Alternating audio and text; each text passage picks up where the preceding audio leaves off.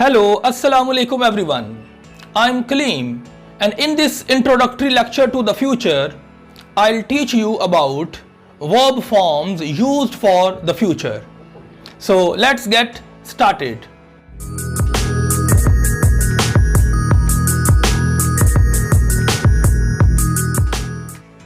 आज की वीडियो में हम फ्यूचर के मुतल्लिक एक इंट्रोडक्शन हासिल करने की कोशिश करेंगे, क्योंकि फ्यूचर एक ऐसा इम्पोर्टेंट टेंस है जो कि कदरे प्रेजेंट टेंस और पास्ट टेंस से डिफरेंट है। पास्ट टेंस एक रियलिटी है, यानी कि एक्शन मुकम्मल हो चुका होता है। माजी में जो काम हो जाते हैं उनके लिए हम पास्ट टेंस को इस्तेमाल करते हैं, तो ये एक परमानेंट रियलिटी बन जाती है। इसी तरह से प्रेजेंट जो है, जो मौजूदा वक्त में एक्शन चल रहे होते हैं और मुकम्मल होते हैं, वो भी एक हकीकत का रूप धार लेते हैं। तो ये इस तरह से पास्ट टेंस और जो प्रेजेंट टेंस है, ये हमें रियलिटी को दिखाते हैं और पेश करते हैं, जबकि जो फ्यूचर टेंस है ये आने वाले वक्त के मुतल्लिक हम बात करते हैं। और इस वजह से talking about future is of more problem, यानी कि फ्यूचर के हवाले से बात करते हुए हमें कदरे मुश्किल पेश आती है, because there is no single form used for the future, कि फ्यूचर के लिए कोई एक खास फॉर्म नहीं जो कि इस्तेमाल की जाए।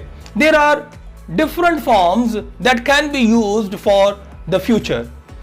तो हम मुख्तलिफ फॉर्म्स का इस्तेमाल कर सकते हैं फ्यूचर के लिए। तो जब हम फ्यूचर के लिए मुख्तलिफ फॉर्म्स का इस्तेमाल करते हैं तो उस वक्त हमें कुछ सर्टन एस्पेक्ट्स का ख्याल रखना पड़ता है, यानी कि हम वो जो फ्यूचर इवेंट है जिसके मुतल्लिक बात कर रहे होते हैं, हो सकता है कि वो कोई इंटेंशन हो आपकी, वो कोई टाइम टेबल सेट किया हो आपने, उस पर अमल दरामद करना हो, या कोई अरेंजमेंट आपने किया हो, तो या कोई न्यूट्रल फ्यूचर के हवाले से आपने बात करनी हो। इसके साथ साथ हम कितने श्योर होते हैं उस फ्यूचर इवेंट के मुतल्लिक और कितने अनश्योर होते हैं, ये वो डिफरेंट एस्पेक्ट्स हैं जो कि मद्देनजर रखना पड़ते हैं फ्यूचर के हवाले से बात करते हुए। तो इसलिए फ्यूचर टेंस एक कॉम्प्लिकेटेड टेंस है जो कि पास्ट टेंस और प्रेजेंट टेंस की तरह रियलिटी बेस्ड नहीं होता। इसमें हम आने वाले वक्त के हवाले से बात करते हैं। तो जब हमने आने वाले वक्त के हवाले से बात करनी है, तो मैंने जैसा कि पहले बताया आपको, तो हम डिफरेंट फॉर्म्स का इस्तेमाल करते हैं, और वो डिफरेंट फॉर्म्स हम फर्स्ट ऑफ ऑल डिस्कस करते हैं, खुसूसन जो वर्ब फॉर्म्स हैं जो कि हम फ्यूचर टेंस के लिए इस्तेमाल कर सकते हैं, उनको हम सबसे पहले डिस्कस कर लेते हैं। तो सबसे पहले मेरे सामने ये जो फॉर्म है विल, ये एक हेल्पिंग वर्ब है जिसको हम इस्तेमाल करते हैं फ्यूचर टेंस के अंदर। तो जब हम इसको इस्तेमाल करते हैं तो इस तरह से हम एक सेंटेंस बना सकते हैं, और फिर हम उस सेंटेंस को देखते हैं कि वो किस कैटेगरी के अंदर आता है। So let's have a look at the example. Will be free for most of the summer, कि हम मौसम गर्मा में ज़्यादातर फ्री होंगे, यानी कि हमारे पास फुर्सत होगी। तो ये जो एक अंदाज है बात करने का फ्यूचर के हवाले से, इसको हम जब कैटेगराइज करते हैं तो इसको हम न्यूट्रल फ्यूचर के अंदर कैटेगराइज करते हैं। तो ये एक वर्ब फॉर्म हो गई जो कि हमने इस्तेमाल की फ्यूचर टेंस के लिए। इससे आगे बढ़ते हुए अब हम एक और वर्ब फॉर्म देखते हैं जो कि है बी गोइंग टू, यानी कि हम गोइंग टू का इस्तेमाल भी करते हैं फ्यूचर टेंस को पेश करने के लिए। तो इसकी एग्जांपल देखिए, we are going to spend 1 week in Murree. तो यहां पर देखिए मतलब उर्दू में इसका यह बना कि हम मरी में एक हफ्ता गुजारेंगे या गुजारने जा रहे हैं। तो इस तरह से हम इसको ट्रांसलेट करते हैं। तो ये जो हम सेंटेंस देखते हैं तो इसको जब हम कैटेगराइज करेंगे फ्यूचर इवेंट्स के हवाले से, तो इसको हम एन इंटेंशन के ज़मरे में लेते हैं। यानी कि ये हमारा एक इरादा होता है, जो हमने एक प्लान किया होता है कि हम इस तरह से काम करेंगे। आगे बढ़ते हुए अब हम एक और वर्ब फॉर्म फ्यूचर की डिस्कस करते हैं। तो ये हमारे पास प्रेजेंट कंटिन्यूअस की फॉर्म हो सकती है, यानी कि हम प्रेजेंट कंटिन्यूअस टेंस को भी फ्यूचर के लिए इस्तेमाल कर सकते हैं। तो इसकी एग्जांपल देखें, I am starting work tomorrow. तो इसको हम इस तरह से ट्रांसलेट कर सकते हैं कि मैं कल काम शुरू करूंगा। तो ये आपने इस तरह से इसको देखा कि ये भी फ्यूचर टेंस के लिए इस्तेमाल होता है, और इसको जब हम कैटेगराइज करेंगे तो ये एक अरेंजमेंट है जो कि हमने बंदोबस्त किया हुआ था पहले से कि मैंने कल के दिन में काम शुरू करना है। तो लिहाजा ये एक अरेंजमेंट है। अरेंजमेंट के लिए भी हम फ्यूचर टेंस को इस्तेमाल करते हैं और उसके लिए हम प्रेजेंट कंटिन्यूअस टेंस का सहारा लेते हैं। आगे हम एक और वर्ब फॉर्म देखते हैं जो कि फ्यूचर टेंस के लिए इस्तेमाल होती है, दैट इज प्रेजेंट सिंपल। यानी कि प्रेजेंट सिंपल टेंस का इस्तेमाल हम फ्यूचर के लिए भी कर सकते हैं। तो इसकी एग्जांपल देखिए, he finishes college at 1 PM। यानी कि वो कॉलेज 1 बजे खत्म करेगा, यानी कि कॉलेज से वो 1 बजे फारिग होगा। तो अब हम गा का जो है वो वर्ड अगर नोट करें तो यहां पर हम फ्यूचर के लिए ये मीनिंग दे रहे हैं।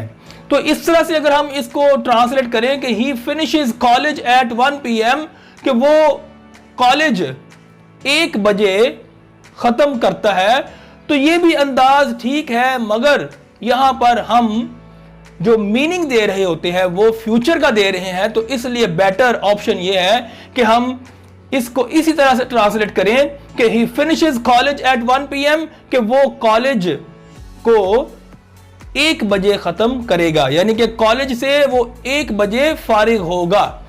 तो ये जब हम इसको कैटेगराइज करते हुए देखते हैं इस सेंटेंस को, तो इसको हम एक टाइम टेबल के अंदर लेकर जाते हैं। यानी कि ये एक टाइम टेबल सेट है कॉलेज का, कि कॉलेज का आगाज कब होना है और कॉलेज का इख्तिताम कब होना है। तो इसलिए वो एक टाइम टेबल के ज़मरे में आता है। आगे अब हम एक और वर्ब फॉर्म देखते हैं जिसको हम फ्यूचर के लिए इस्तेमाल कर सकते हैं, वो है विल बी डूइंग। यानी कि विल बी के साथ हम किसी ING फॉर्म का इस्तेमाल कर सकते हैं फ्यूचर का मीनिंग देने के लिए। उसकी एग्जांपल देखें, ही विल बी रिटायरिंग इन 2020, कि वो 2022 में रिटायर हो रहा होगा। तो इस तरह से आप इसको ट्रांसलेट करते हुए फ्यूचर का मीनिंग देते हैं, और जब हम इस सेंटेंस को कैटेगराइज करते हैं तो ये in the course of events के ज़मरे में आता है। यानी कि ये जो वक्त के साथ साथ जो इवेंट्स टेक प्लेस करते हैं उसके ज़मरे में आएगा, क्योंकि रिटायरमेंट का एक सर्टेन वक्त होता है, उसने अपने वक्त के मुताबिक आना होता है। तो ये वो डिफरेंट वर्ब फॉर्म्स हैं जो कि हम फ्यूचर टेंस के लिए इस्तेमाल कर सकते हैं। इसीलिए फ्यूचर टेंस को हम थोड़ा सा कॉम्प्लिकेटेड कहते हैं कि ये पास्ट और प्रेजेंट टेंसेस की निस्बत थोड़ा सा कदरे डिफरेंट है, कि इसके अंदर हम डिफरेंट फॉर्म्स का इस्तेमाल करते हुए फ्यूचर का मीनिंग देते हैं। तो इसको मजीद मैं आगे वजाहत के लिए अगर आपको समझाते हुए कुछ और एग्जाम्पल देना चाहूं, तो हम ये भी कह सकते हैं कि हम डिफरेंट जो यहां पर वर्ब फॉर्म्स अभी हमने डिस्कस की, इनको इस्तेमाल करते हुए एक मतलब देने की भी कोशिश कर सकते हैं। मतलब एक खास सिचुएशन के लिए हम इनमें से मुख्तलिफ जो वर्ब फॉर्म्स हैं उनका भी सहारा ले सकते हैं। मसलन जो लास्ट एग्जांपल है, इसको अगर हम लेकर देखें तो मैं ये जो 5 डिफरेंट जो वर्ब फॉर्म्स हैं इनमें से 4 डिफरेंट फॉर्म्स का इस्तेमाल इस एक सिचुएशन के साथ कर सकता हूं। जैसा कि एक तो पहले ही से ऑलरेडी यहां पर विल बी डूइंग जो एक वर्ब फॉर्म है उसके साथ हुआ है कि ही विल बी रिटायरिंग इन 2020। तो इसी तरह से यही फिक्रा मैं इस सिचुएशन पर भी अप्लाई कर सकता हूं और मैं कह सकता हूं ही रिटायर्स इन 2020। तो इस तरह से भी हम इस पर अप्लाई कर सकते हैं इस वर्ब फॉर्म को। और इसी तरह से हम प्रेजेंट कंटिन्यूअस की जो वर्ब फॉर्म है इसको भी इस सिचुएशन पर अप्लाई करते हुए इस तरह से कह सकते हैं कि ही इज रिटायरिंग इन 2020। तो इस तरह से भी आप इसको जो है वो बोल सकते हैं।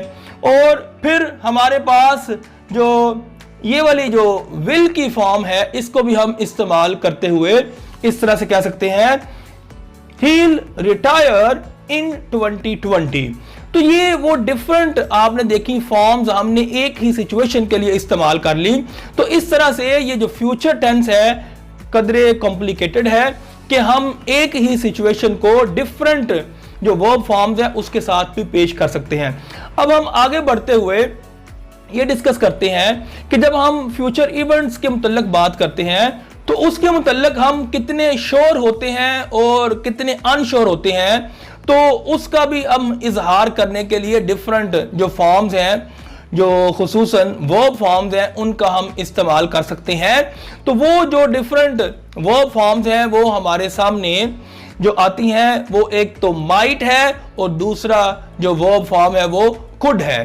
तो इनके साथ हम जो श्योर और अनश्योर होने का एक एलिमेंट है उसको हम फ्यूचर इवेंट के हवाले से बयान कर सकते हैं। मसलन माइट को जब हम इस्तेमाल करें तो इसका इस तरह से एक अंदाज हो सकता है I might go to England, कि मैं शायद इंग्लैंड जाऊंगा।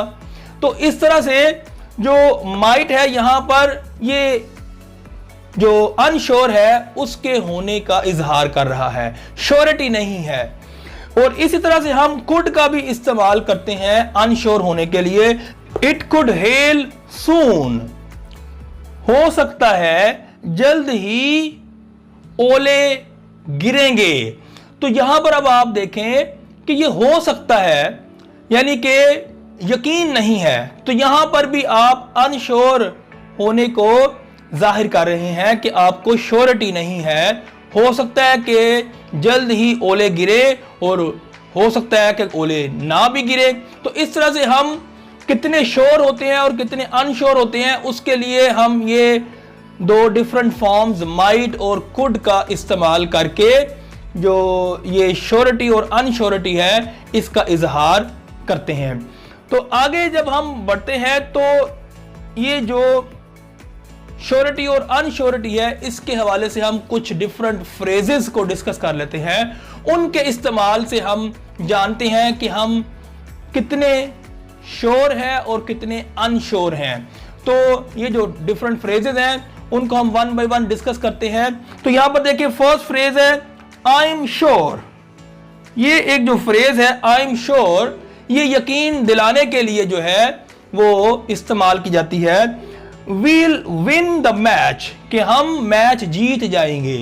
तो यहां पर श्योरिटी का इजहार किया गया है आई एम श्योर की फ्रेज इस्तेमाल करके। और आगे हम एक और एग्जांपल देखें I am definitely going to be at the party. तो यहां पर ये जो आई एम डेफिनेटली है ये जो फ्रेज है इसका इस्तेमाल किया गया है श्योरिटी के लिए कि आई एम डेफिनेटली मैं जरूर जा रहा हूं पार्टी में।